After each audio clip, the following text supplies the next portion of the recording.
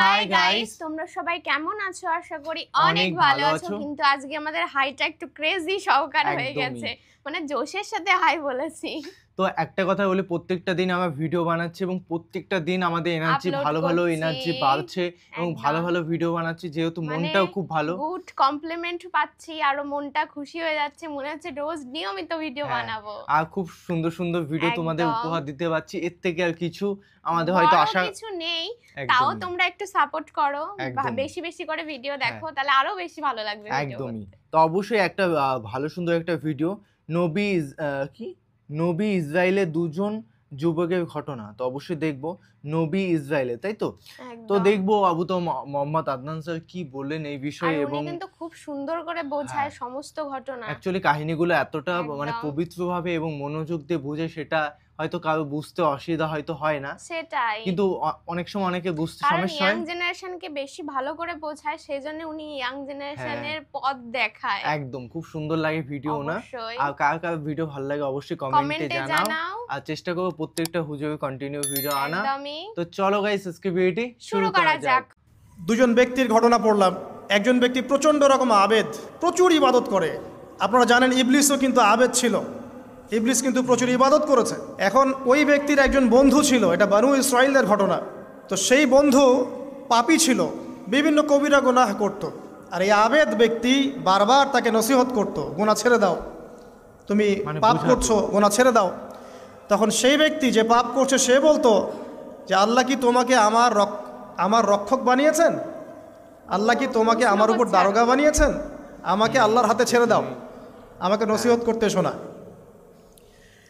একদিন এই আবেদ ব্যক্তি তার বন্ধুকে একটা জঘন্য পাপ করতে দেখলো, এমন একটা পাপ যেটা দেখে তার মনে ধারণা আসলো এটা চরম জঘন্য একটা কাজ। তখন সে মুখ ফসকে বলে ফেলল যে আল্লাহ তোকে আর মাফ করবে না, আল্লাহ তোকে জান্নাত দিবে না।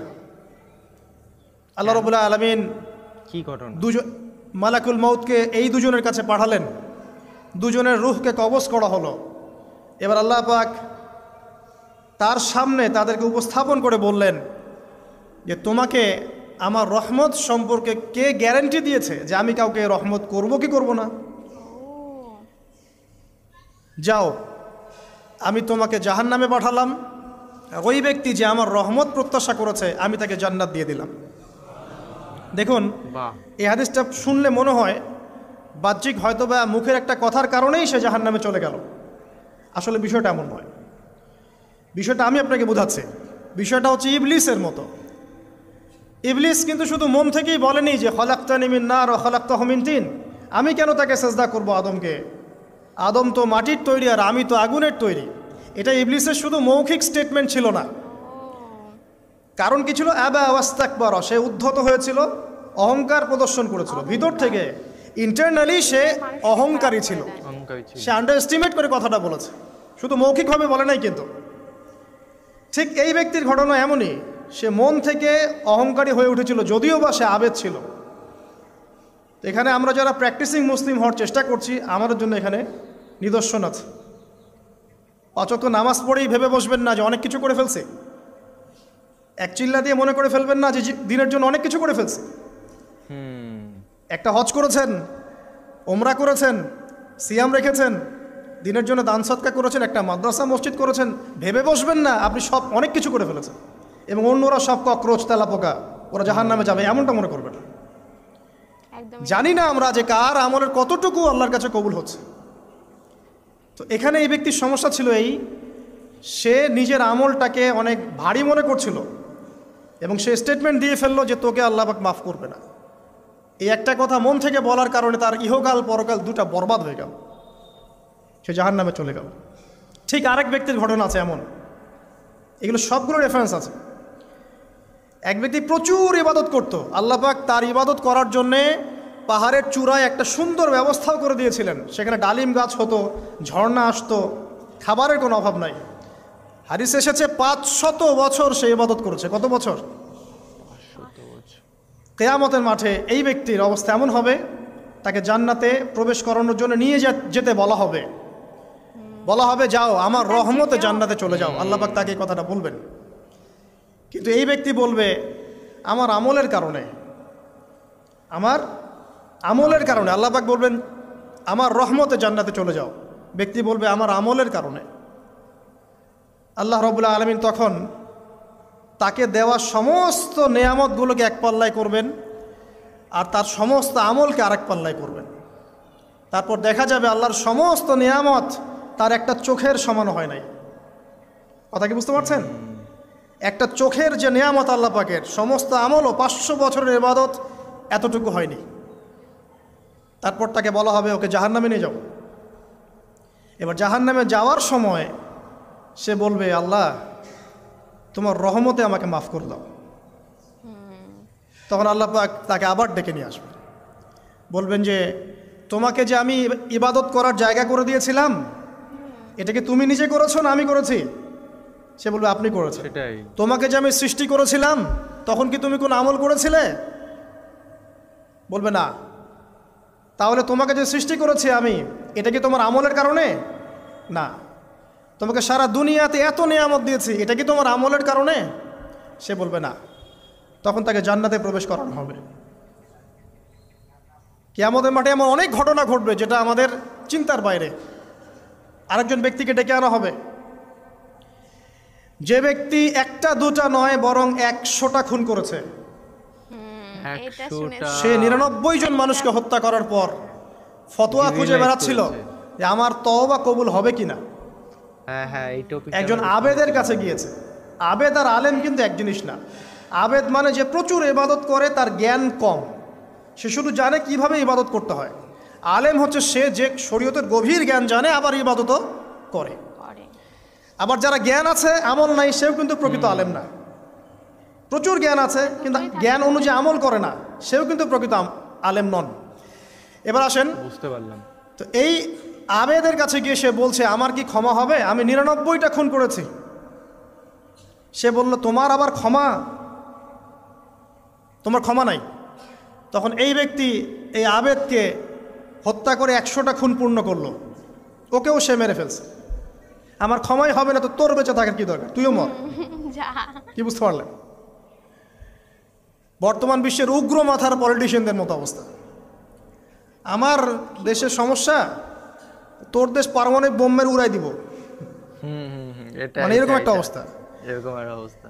তো আল্লাহ রাব্বুল আলামিন এই ব্যক্তির মধ্যে একটা চেতনা তৈরি করলেন যে আমাকে তওবা করতে হবে। সে তখন সার্চ করতে লাগলো আরও কোনো আলেম আছে কিনা। এরপর অনেক দূরে একজন আলেমের সন্ধান পাওয়া গেল। সে সেখানে গেল, তাকে গিয়ে বলল আমার কি ক্ষমা হবে? সে আলেম তাকে বলল হ্যাঁ তোমারও ক্ষমা হতে পারে, যাও তুমি ইস্তেগফার করো এবং এই এলাকা থেকে অন্য এলাকায় চলে যাও। মানে যে এলাকায় তুমি অনেক দিন ছিলে, যেখানে তুমি অনেক পাপ কাজ করেছো, এখানে থাকার দরকার নাই। তওবা করে তুমি অন্য কোথাও চলে যাও, নতুন একটা জীবন শুরু করো। এখানে থাকলে হবে কি, তোমার স্মৃতিগুলো তোমাকে তাড়িয়ে বেড়াবে এবং মানুষ তোমাকে খারাপ নজরে দেখতেই থাকবে, তুমি তখন কষ্ট পাবে। এই জন্য তুমি চলে যাও। তো চলে যেতে যেতে সে রাস্তায় ইন্তেকাল করে। এবার তার রুহ নিবে কে? এই জন্য দুদল ফেরেশতা আসছেন, জান্নাতি এবং জাহান্নামী। তাদের মধ্যে বাক বিতরটা হচ্ছে কে রুহ নিয়ে যাবে। তো জাহান্নামের ফেরেশতারা বলছেন সে এতগুলো খুন করেছে, তার রুহটা আমরা নিব। আর জান্নাতি ফেরেশতারা বলছেন না, সে তওবা করতে এসেছিল, অতএব সে আল্লাহর অভিমুখী হয়েছে, তার রুহটা আমরা নিব। আল্লাহ পাক এখানে একটা কৌশল করলেন। আল্লাহ পাক ফেরেশতাদেরকে বললেন তোমরা রাস্তাটাকে পরিমাপ করে দেখো, যেদিকে যাচ্ছিল তার পরিমাপ বেশি নাকি যেখান থেকে এসেছে ওর পরিমাণ বেশি। আল্লাহ পাক জমিনকে আদেশ করলেন হে জমিন তুমি প্রশস্ত হয়ে যাও। এবার পরিমাপ করে দেখা গেল সে তওবার দিকে আসছিল, এর পরিমাণটা বেশি। একটা কাজের ওসিলা আল্লাহ পাক তাকে মাফ করে দিলেন। মনে রাখবেন এটা মৌখিক বিষয় ছিল না, সে মন থেকে ভিতর থেকে কিন্তু সে আল্লাহর প্রতি অনুগত হয়েছিল। এই মনের বিষয়টা আল্লাহ ছাড়া কেউ জানে না। আপনি দেখতে পারেন সমাজে অনেকে দাড়ি টুপি পাগড়ি জুব্বা সব লাগিয়ে ঘুরছে, তো বিশ্বাস করেন তাদের মনটা এমনও হতে পারে যে জানোয়ারের চেয়েও কুৎসিত, এমনও হতে পারে একদম। আবার আপনি দেখবেন সমাজে এমন অনেক মানুষ ঘুরছে যারা হয়তো অনেক পাপে লিপ্ত মনে হচ্ছে, কিন্তু মনের মধ্যে সততা আছে। আর যার মনের মধ্যে সততা আছে আল্লাহ বা কোনো না কোনো দিন ইনশাআল্লাহ তাকে হেদায়েত দিবে। এটা আমরা আমাদের অভিজ্ঞতা থেকেও দেখেছি। এমন অনেক মানুষকে আমরা দেখেছি যে ড্রাগ অ্যাডিক্টেড ছিল, মিউজিক করেছে, হারাম সম্পর্কের মধ্যে ছিল, নামাজ ঠিক মতো পড়ে নাই, কিন্তু যখনই আল্লাহর কথা আলোচনা হতো দেখতাম সে খুবই শান্তভাবে মন থেকে কথা শুনছে। এই কথা শুনতে শুনতে শুনতে একদিন মাশাআল্লাহ এখন দেখবেন যে চিল্লা দিয়ে বেড়াচ্ছে বিভিন্ন মসজিদে। আল্লাহ হেদায়েত দিয়েছে, সব ছেড়ে দিয়েছে। এরকম মানুষের অভাব নাই কিন্তু সমাজে। তো এখানে আল্লাহ পাকের রহমত বা দয়ার একটা উজ্জ্বল দৃষ্টান্ত দেখতে পারবেন। ঠিক এরকম আরও একটা ঘটনা আছে বনু ইসরাইলের। এক ব্যক্তি এত পাপ করেছে যে শেষে মৃত্যুর সময় সে সন্তানদেরকে ডাকছে, ডেকে বলছে যে আমি যখন মারা যাব আমার লাশটাকে তোমরা কবর দিও না, যদি আল্লাহ পাক আমাকে ধরতে পারেন তাহলে খবর আছে আমার। কি করতে হবে? সে বলছে যে আমার দেহটাকে তোমরা পুড়িয়ে ফেলবে এবং পুড়িয়ে ফেলার পরে ছাইগুলোকে একত্রিত করবা, করে অর্ধেক ছাই সমুদ্রে ভাসিয়ে দিবা, অর্ধেক ছাই বাতাসে উড়িয়ে দিবা। সন্তানরা তাই করলো। মৃত্যুর পর আল্লাহ পাক এই সমুদ্র এবং জমিনকে বাতাসকে আদেশ করলেন যে তোমরা ছাই জড়ো করে দাও। আর মানুষ আর জিন আল্লাহর কথা না শুনলেও এই প্রকৃতি আল্লাহ পাকের কথা শোনেন। বিজ্ঞান বলে প্রকৃতি থেকে সব হচ্ছে। কি প্রকৃতি? প্রকৃতি কি, কাকে বলে? মানুষকে আল্লাহর ইবাদতকে বাদ দিয়ে প্রকৃতি পূজায় নিয়ে গেছে। এই পুরো প্রকৃতি আর মহাবিশ্ব এক আল্লাহর ইবাদত করে। কে সৃষ্টি করলো প্রকৃতি? প্রাকৃতিকভাবে হয়েছে সব কিছু বলে, আল্লাহ থেকে হয়েছে বলা যাবে না। বললে আপনি মৌলবাদী হয়ে যাবেন। আল্লাহ শব্দ ইউজ করলে আপনি মৌলবাদী হয়ে যাবেন। ধর্মতাত্ত্বিক শব্দগুলোকে আস্তে আস্তে উঠিয়ে দেওয়া হয়েছে। দেখবেন যুক্তি, বিজ্ঞান, দার্শনিক শব্দগুলোকে আনা হয়েছে। এটাও টেকনিক্যালি করা হয়েছে।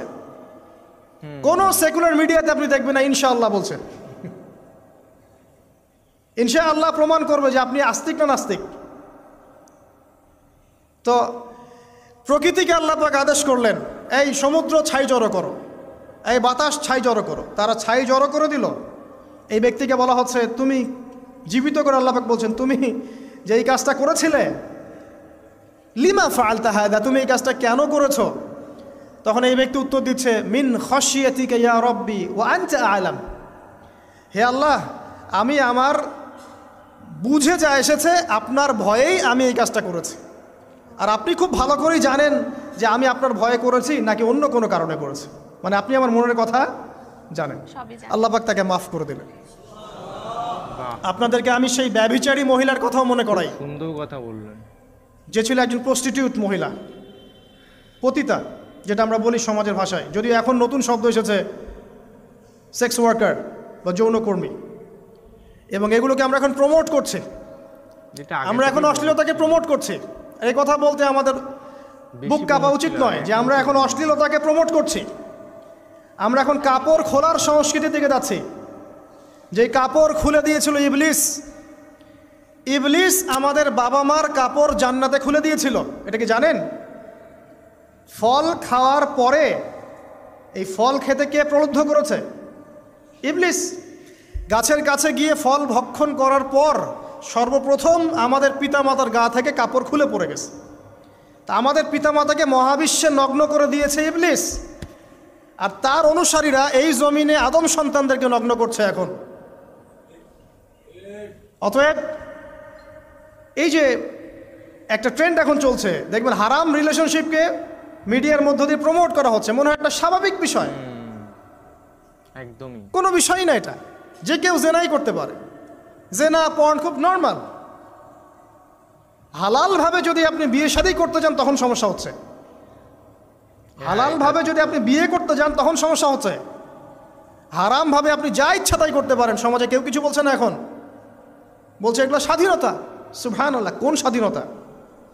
স্বাধীনতা বলে কোনো শব্দ নাই মহাবিশ্বে। এই পুরো বিশ্বের সমস্ত মানুষ আল্লাহর অধীনে পরাধীন।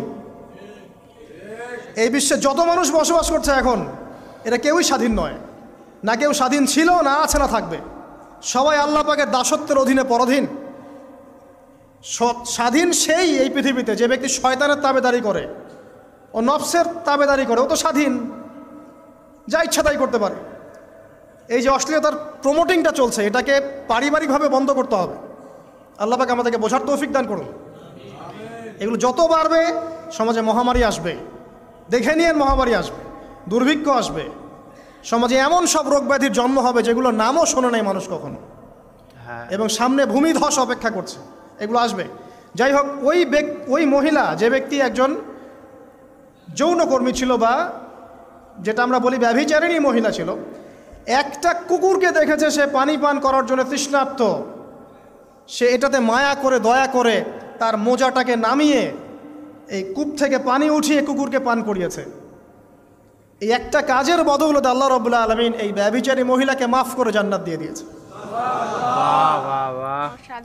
হাদিস এটাও এসেছে, নবী সাল্লাল্লাহু আলাইহি ওয়াসাল্লাম বলেছেন, ইরহামু মান ফিল আরদ, তোমরা সবাই জমিনবাসীর প্রতি রহম করো।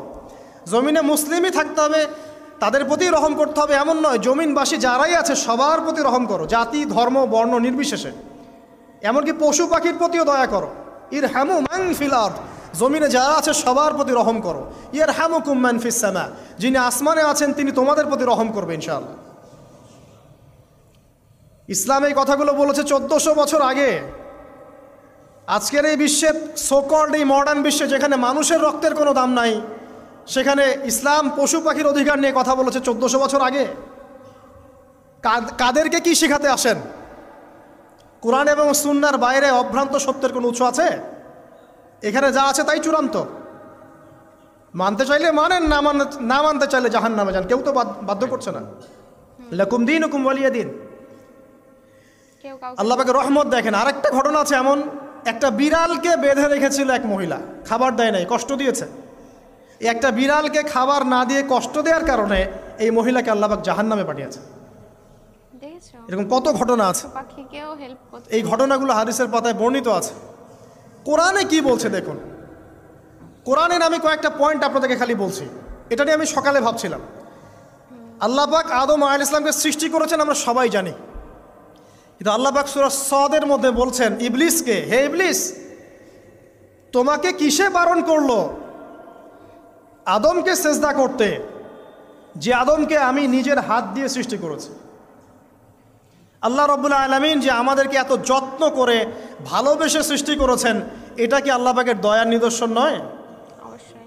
মহাবিশ্বের অন্য কোনো মাখলুক সৃষ্টির ব্যাপারে আল্লাহ পাক বলেন নাই খলাকতু বিয়াদাই, আমি নিজ হাতে তাকে সৃষ্টি করেছি। শুধু সৃষ্টি নয়, সৃষ্টি করার পর আল্লাহ পাক তাকে সমস্ত নাম শিক্ষা দিয়েছেন। এই যে জ্ঞান শিক্ষা দেওয়া, জ্ঞান, এটা আল্লাহ পাকের সবচেয়ে বড় নিদর্শনগুলোর মধ্যে অন্যতম। এবং আল্লাহ পাকের সবচেয়ে বড় দয়া, আমার মত এটা। বাহ, ভিডিওটি শেষ হয়ে গেল, খুব সুন্দর লাগলো। কিন্তু আমি ভেবেছিলাম যে জ্ঞান সম্পর্কে কিছু আরেকটু তথ্য পাবো হয়তো, কিন্তু সুন্দর লাগলো। বিষয়টা হচ্ছে এটাই যে জ্ঞান কিন্তু সবার মধ্যে থাকে না, সবাই কিন্তু অনেক বড় হয়, ম্যাচিওর হয়, কিন্তু জ্ঞান সবার মধ্যে থাকে না। জ্ঞানটা কিন্তু একটা আশীর্বাদের স্বরূপই জীবনে আসে। মায়া এবং আকাঙ্ক্ষা, মায়াটা এমন একটা জিনিস, একটা মানুষকে দেখে যেমন তোমার যদি কষ্ট না হয়, একটা মানুষকে দেখে তোমার, একটা মানুষের কষ্ট মানুষকে দেখে কষ্ট লাগে, কিন্তু একটা মানুষের যখন অন্য পশু পাখি এদের প্রতি কষ্ট লাগে তখন তার মনটা আরো বেশি বড়। যারা কুকুর বিড়ালকে দেখে মায়া ভালোবাসে, তাদেরকে পছন্দ করে, তাদের হেল্প করে, কিছু খাবার দেয়, এই জিনিসগুলো বেশি ভালো লাগে। তো আমার ক্ষেত্রে কি হয়, আমি যখন কুকুর বিড়াল বেশিরভাগ দেখি আমার তো আগের দিন একটা ঘটনার কথা বলছি। তো আমরা সবাই মিলে মন্দিরে গেছিলাম ঘুরতে। তো সেই ও গেছে দোকানে, ভাবছে ও খাবার টাবার খাবে, আমরা দুজন যাইনি, আমরা আরো দুজন বন্ধু ছিলাম। তারপর দেখলাম যে বিস্কুট কিনে নিয়ে আসলো। তা সত্যি বলে আমার জন্য, বলে কি না না কুকুরের জন্য। সেই জিনিসগুলো, এই ছোট ছোট বিষয়গুলো, সেই টাকা পয়সা তোমার কাছে কম থাকুক না কেন, একটু ছোট হেল্প করতে পারলেও কিন্তু ঠাকুরকে ভালোবাসার থেকে পশু পাখি ভালোবাসো বেশি, তাদের কাছের থেকেই মেসেজ চলে যাবে যে এদের ভালো করো ঠাকুর। হ্যাঁ সত্যি, তুমি সবাইকে ভালো চাইলে তোমার অবশ্যই কষ্ট হলে ভালো হবে, কারণ কষ্টটা হচ্ছে পরীক্ষা, তুমি পরীক্ষাটা অতিক্রম করলেই সমস্ত কিছু ভালো। একদম সত্যি, মানে জীবনটা পরিবর্তন হয়ে যাবে। মানুষকে বিলিয়ে দাও, অবশ্যই তোমার যতটুকু আছে চেষ্টা করো মানুষকে হেল্প করার। আমিও সেটাই চেষ্টা করি, পূজাও চেষ্টা করে। তো আমরা চেষ্টা করে যাও মানুষকে হেল্প করা বা ভালো ভালো ভালো সাহায্য তো করতেই পারি। একদম, সেটা তোমরাও যদি করতে চাও অবশ্যই কমেন্টে জানাও। আর ভিডিওটি কেমন লাগলো অবশ্যই আমাদের কমেন্টে কমেন্ট করে জানাও, এবং কি ধরনের ভিডিও রিঅ্যাকশন চাই সেটাও কমেন্টে জানিয়ে দিও। তো চলো গাইস, নতুন একটা ফ্রেশ ভিডিওতে দেখা হবে। Bye bye.